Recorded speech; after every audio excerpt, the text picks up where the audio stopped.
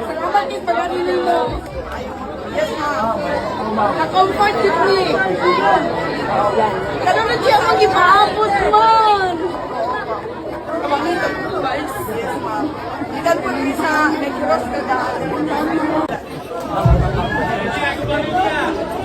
Ayun sa kataon niya, anong dili ba yung istorya? Lagyan lang eh. Pati, ito siya mag-ipaabot. Kami comfort ka. Salamat kayo, Vice. Salamat kayo sa mga tabang.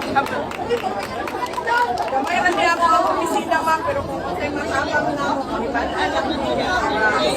Okay sa iyo.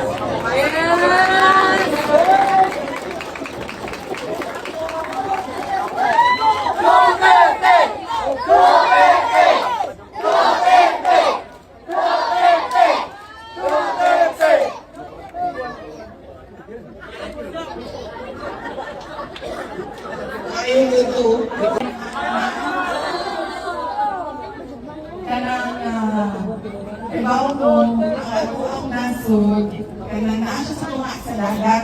Kung makita ninyo sa mapa, ang naasa ko ang wala, ang kuan, Pacific Ocean.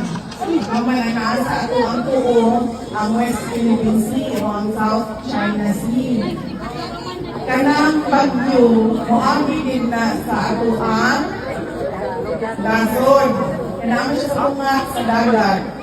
Unang ang kinahanglan nato ang pinakamaayo na panlaban nato sa bagyo sa man. Unang-una, mag-ampo. O gina. Ikaduha, ang ato ang pagpangandam. Kanang dili tamo kumpiyansa.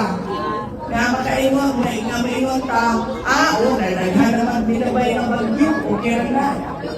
Kada bagyo, sinandan, muna yung tayo, panagdang. Alampo ta na walay mamatay sa ato ang mga sarinabuhi, sa ato ang mga paryente, walay masundan, walay madala sa hospital.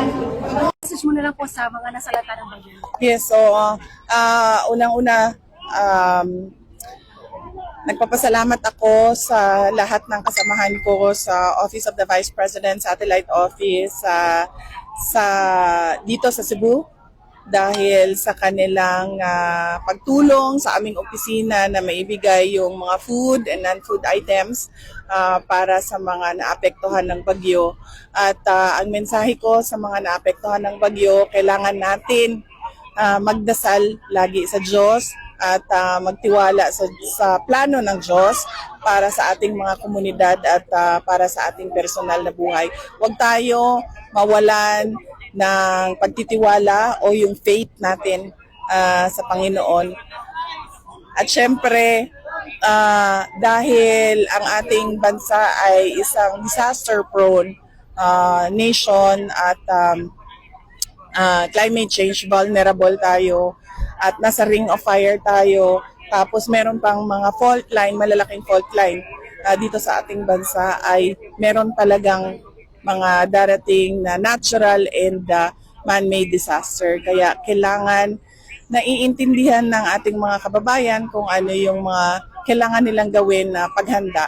Yun ang panlaban natin sa mga sakuna at mga disaster, yung kahandaan natin at kaalaman natin sa mga kailangan gawin na preparations. Thank you very much, VP.